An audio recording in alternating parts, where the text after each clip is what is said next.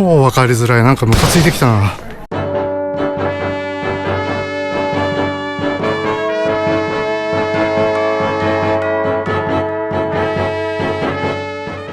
8時15分下船開始になりました。予定では8時着だったんで15分遅れぐらいですね。行列が進むのが遅くて8時26分やっと外出れました。ちなみにピレウス港はこんな感じですね。でこのブルースターフェリーが今乗ってたフェリーです。では予約しているホテルへ向かうんですけど、どうやって行こうかなってとこなんですけど、 Google マップで調べたら電車やらバスやら結構乗り継ぎが必要っぽいので、Uber で車呼んじゃいます。 Uber で呼んだ車来てくれました。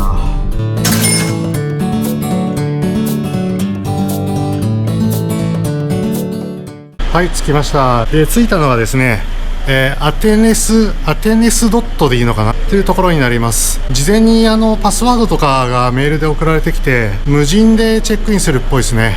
パスワードを入れてエントランスに入って、でまたここでもパスワードを入れてカードキーを今受け取りました。はい、部屋の中入りました。ルームツアーします。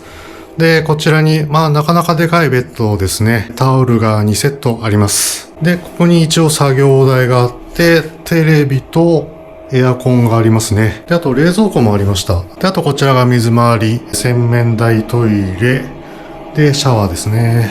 でこちらシャンプー&シャワージェルが4つですね。頭も体も全部これで洗う形です。であと石鹸1個です。っていうことなので無料の水は何もないっすね。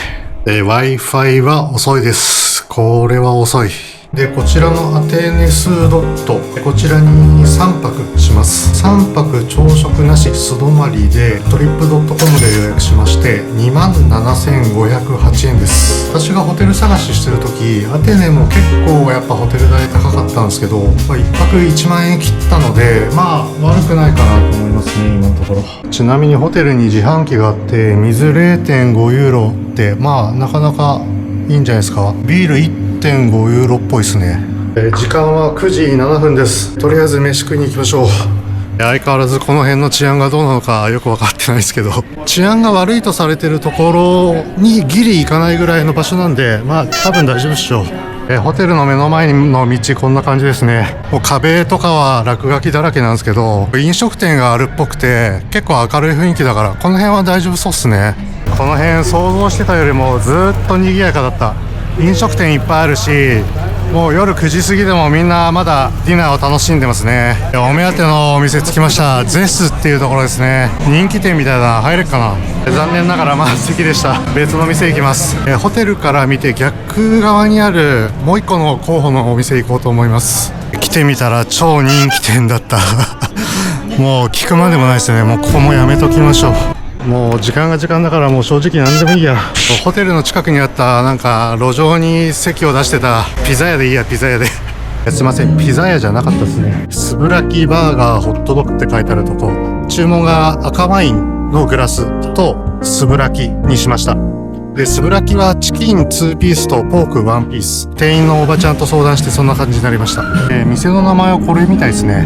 オベリスコスっていうとこみたいです。ちなみにさっきから何度も言ってるスブラキって何かっていう話なんですけど、小さく切った肉を串焼きにした代表的なギリシャ料理だそうです。ちなみにさっき言ったように赤ワインのグラスを頼んだんですよ。ちょっと銘柄不明のハウスワインなんですけど、とんでもない量ですよ。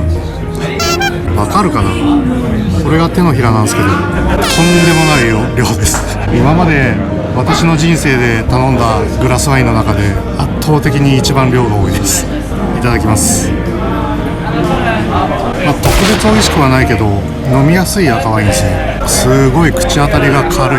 はい、頼んだもの来ました。すごい串焼き3本。さっき言ったようにポークとチキンなんですけど、串はその下にポテトがぎっしりでピタパンまでついてますね。いただきます。ではおそらくポークの方からいただきます。良くも悪くも見たまんまの味なんですけど、炭火焼きって感じの味ですね。うまいです。続いてチキン、もう日本式でこのままいっちゃいます。これも見たまんまの味です。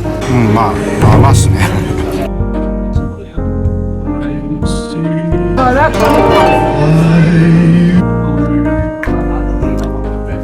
ごちそうさまです。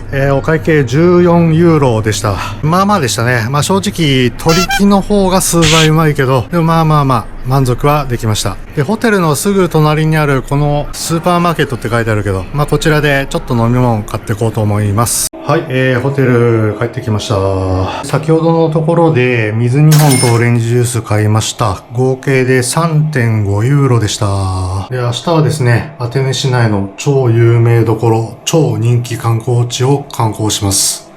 おやすみなさい。おはようございます。10月10日金曜日朝8時15分になります。朝食食べに行きます。昨晩食べたところのすぐ隣かなの、レストランでいただこうと思います。ということで Google マップで24時間営業って書いてあったアートエデンというところに来たんですけど、やってなくね？やってないですね。ということで、やってなかったので、別のレストランへ向かいます。一応 Google マップで見たら、ちゃんと朝食メニューとかもあったし、24時間営業はないような気もしたんですけど、8時過ぎなんでやってるかと思ったんですけど、やってなかったですね。で、他にお目当てもう一個の候補のとこ行こうと思ったんですけど、途中でやってるレストラン結構あったんで、もうここにしちゃおうかな。はい、ということでメニューいただきました。気分いいので外にしました。で、ブレックファーストメニューのこのサードチョイスってやつにしようと思います。まず選べるコーヒーからラテを選んだんですけど、めっちゃうまそうだし、量多いな。はい、そして本体が来ました。提供意外と早かったです。うまそうっすね。いただきます。うまい。ごちそうさまです。お会計12ユーロでした。10時13分になりました。観光へ出かけます。ここからですね、電車とか使った方が、まあ楽だとは思うんですけど、徒歩26分なんで歩いて行っちゃうと思います。アテネの街並みも見たいんで。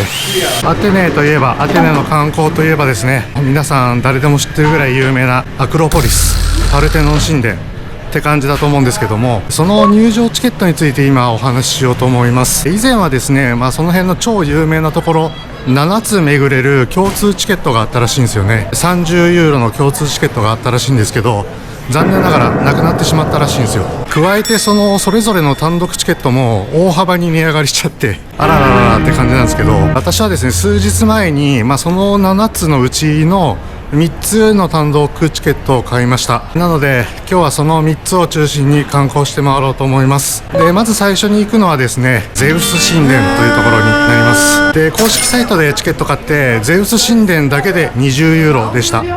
で、ちなみにギリシャは2010年前後に経済的にやばいことになったらしくて、治安がちょっと不安だったんですけど、私のホテルの周辺は特に問題なさそうでした。で、ただギリシャ2年ぐらい前に驚異的な回復を見せてるらしいですね、経済的に。で、さっきのチケット料金の補足をするんですけど、オフシーズンとなる11月から3月の間は料金だいぶ安くなるらしいですね。なので費用を抑えたい方は冬に来た方がいいかもしれないです。Google マップに従って歩いてたら偶然なんですけど、ハドリアヌスの図書館という遺跡に着きましたね。ここはちょっと入る予定ないんですけども、外から見る感じで十分かなっていう口コミがありました。私と同じように入場料金を払わずに外から見てる方が結構いますね。マチュピチュとかもこんな感じですもんね。結構好きなんですよ。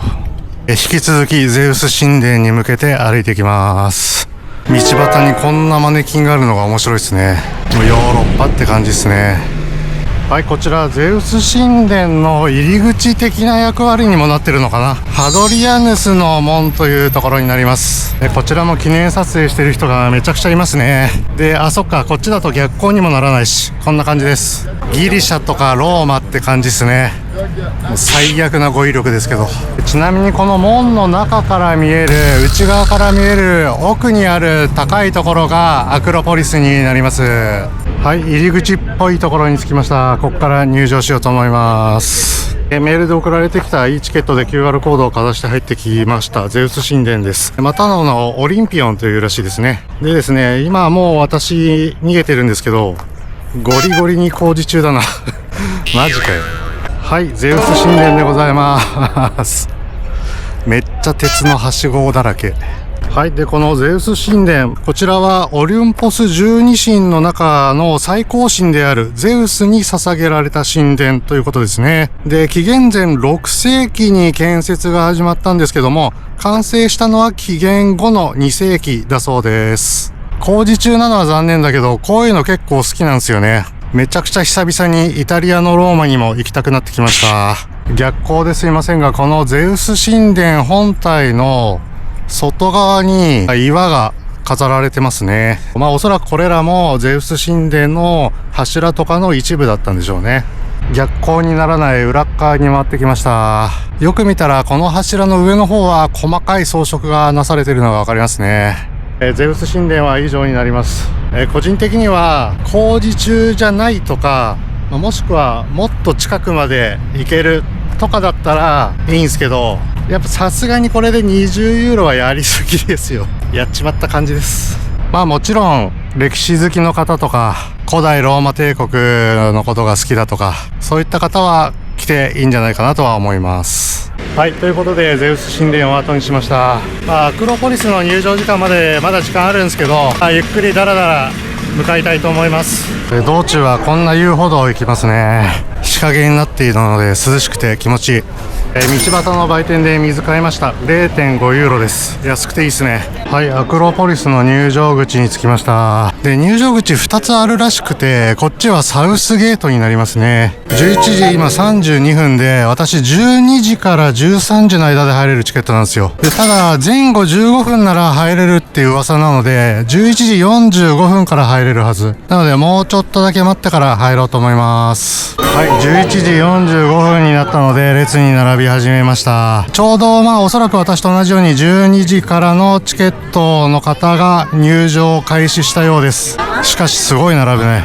おそらくこの列の右側のこちらは当日のチケット、当日券を買う列ですね。やっぱアクロポリスに関してはオンラインで事前に買っといた方がいいと思います。11時49分入場できました。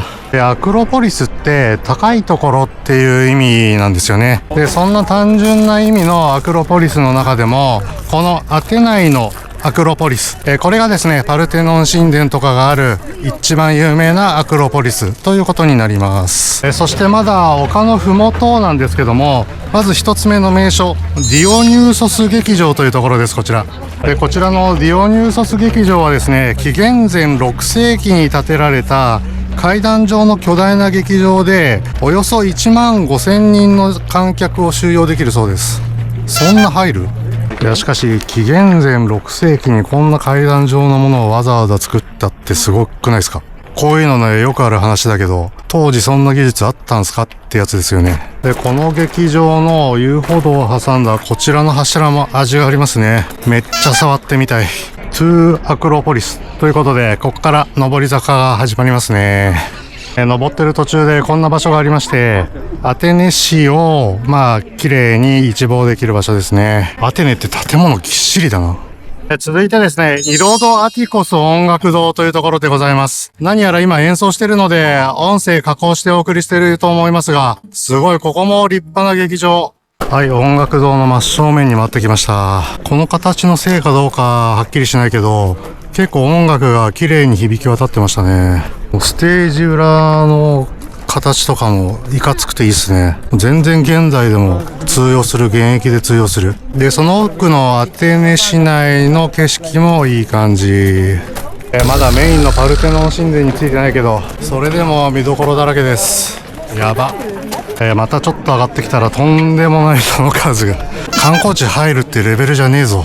それもそのはずで、ここはプロピレアっていうアクロポリスの入り口になります。だからこんな人気あるんですね。で、ちなみにプロピレアっていうのは聖域への入り口を意味する古代ギリシャ語の単語に由来しているそうです。そしてこのプロピレアというアクロポリスの入り口の右側にあるのがですね、アテナニケ神殿というところになります。で、このアテナニケ神殿は女神アテナを祀るイオニア式神殿とのことです。そして今日めちゃくちゃ天気がいいから映えますね、なんか。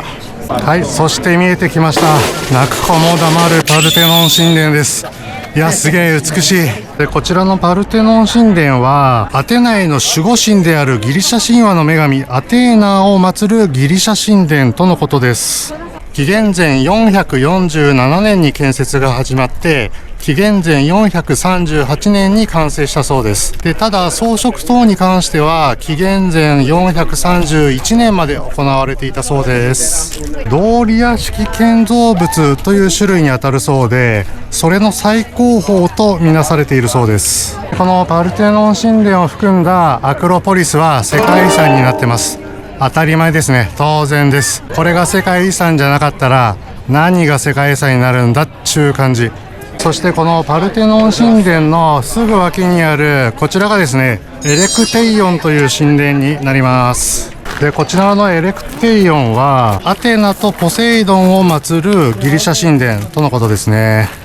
パルテノン神殿側には6人の像がこちらに並んでます。で、こちらは全部女性だそうですね。で、これはですね、ポーチオブザメイレンズ、少女の玄関という有名なスポットになります。少女像の正面側になりますね。前に4人、後ろに両端に2人並んでます。改めましてエレクテイオンです。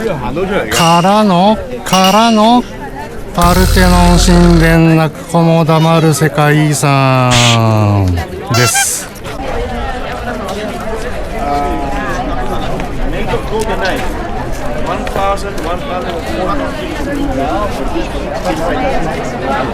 では遺跡はなさそうですけど、プロピレアの逆側の端っこ行ってみましょう。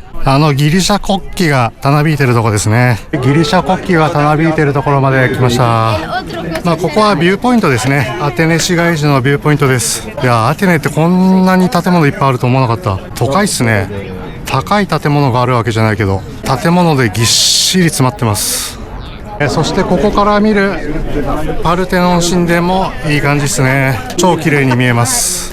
名所はいろいろありますけど、やっぱパルテノン神殿ですね。パルテノン神殿、これすごいわ。やっぱ装飾とか柱何本ぐらいあるんだろうとか、もうずーっと周りをぐるぐるぐるぐる回って眺めてしまいました。はい、では再びプロピレアプロピレアを通ってアクロポリスを降りようと思います。入ってきた時とは別のもう一個の方のノースゲート、そちらの方から出ようと思います。で、北口を出てですね、すぐ目の前にあるのがこちらアレオパゴスというところです。で、こちらかつては高等裁判所だったらしいんですけど、今はその跡形もなくただの見晴らし台みたいになってるそうです。一応ちょっと道みたいに舗装されてるところもあるけど、基本的にはこんなゴツゴツした岩、これを自由に登っていいみたいですね。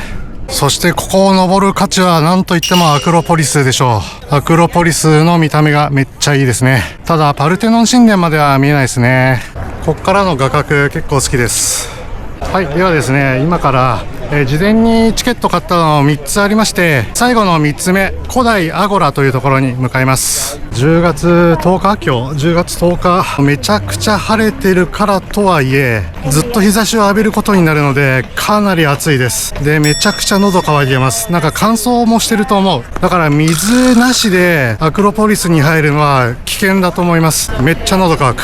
また途中でですね、売店で水買いました。0.5 ユーロ。水うめえ。マジで喉乾きます。やばい、古代アゴラの入り口がわかんねえ。今ずっと周りを歩いてるんですけど、わかんねえ。超わかりづらい。なんかムカついてきたな。やっとエントランスの案内図を見つけました。で、私この辺からこう今歩いてきたんで、もうマジでほぼ一周することになった。もう最悪だよ。最初もちろん Google マップの経路検索をしてきたんですけど、全然入り口じゃないところだったんですよね。めっちゃ疲れたし喉乾いた。はい、やっと見つけました。エーシェントアゴラのエントランスですね。遺跡の西側にありますね、入り口は。今入りました。で、こちらオンラインチケット20ユーロでした。ここ古代アゴラっていうのは古代ギリシャの都市国家アテネに存在した公共の広場だそうです。で、そんな古代アゴラで一番最初に来たのはヘファイストス神殿というところになります。で、このヘファイストス神殿なんですけども、紀元前449年に建てられ始めて、紀元前416年から15年頃に完成したそうです。パルテノン神殿と比較してもそこまで変わらないぐらい古いですね。炎と火事の神とされたヘファイストスを祀る神殿となったそうです。大理石で作られていて、ドリス式という建築様式になるそうです。で、これが古代アゴラの全体図のようなんですけども、こっからの見晴らしがいいっすね。さっきの神殿以外はだいたいこっから見えるんじゃないかな。そしてちょっと遠くにアクロポリスもちゃんと見えますね。あれパルテノン神殿か。パルテノン神殿も見えますね。今ずーっと歩いてきまして、最初に行ったヘファイストス神殿の真逆側に来た感じですかね。結構広いですね、古代アガラ。てか、ゼウス神殿と入場料一緒なのがよくわかりません。次に見えてきたのがこちら、アゴラミントというちっちゃい教会みたいですね。規模が大きい教会ではないんですけど、壁の模様とか装飾とかがなんかちょっと可愛い感じですね。こちら地味に人気がありそう。お次はですね、ストアオブアッタロスということで、アッタロスの中楼という風に Google マップでなってます。こちらの建物ですね。で、こちら完璧なまでに建物復元されたそうですね。で、今こちら、古代アゴラ博物館として機能しているそうです。入ってみましょう。かつては待ち合わせ場所で、あと市場でもあったっていう風にネット情報にあります。で、ここが中楼というわけですね。なかなか見事じゃないですか。で、右側が建物内部って感じですね。ではミュージアムということで中に入ります。で、係員さんにチケットを見せる必要はなさそうですかね。あなた係員？ミュージアムは主にこの辺で取れた出土品でしょうね。かなり古いものだと思うんですけど、綺麗なもの多いですね。ミュージアムの規模は小さかったですね。個人的にはやっぱこの中楼、この空間が好きです。いいっすね。では先ほど上から見下ろした遺跡の中に入ります。この雰囲気たまんないですね。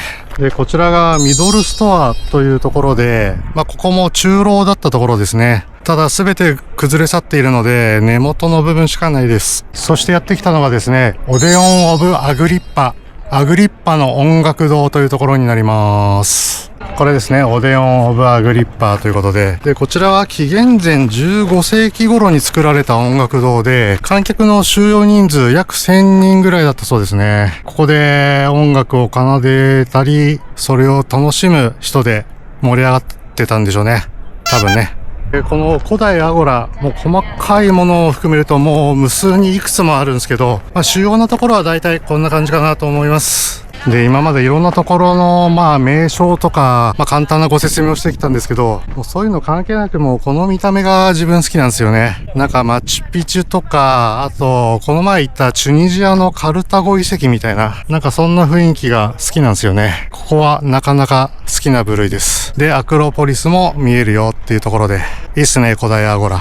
ということで今古代アゴラを出てきました。もう一箇所ですね、こういう遺跡系行きたいなと思いますので行こうと思います。次はローマンアゴラというところです。で、すいません、ローマンアゴラ行こうとしたんですけど、もう喉乾いて死にそうなのでここでちょっとなんか飲もうと思います。カクテルズオンザゴー。メニューのレモネードの欄にあったエキゾチックってやつを頼みました。はい、ということでエキゾチックレモネード来ました。レモンというよりはオレンジの色って感じですね。いただきます。エキゾチックな味ですね。で、ちなみに今 Google で天気情報を見たら湿度 31%、 なんかもう唇とかカサカサになってきた。で、あと気温なんですけど、朝天気情報を見たら21度だったんですよ、最高気温。でも今見たら26度になってた。風は涼しいんですよ、全然。今みたいに日陰だとちょうど気持ちいいぐらいなんだけど、ずっと直射日光浴び続けてたからめちゃくちゃ暑くて喉乾いたんですよね。ということで10分ほど休憩します。ごちそうさまです。エキゾチックレモネード 5.5 ユーロでした。では改めましてローマンアゴラへ向かいます。歩いていきます。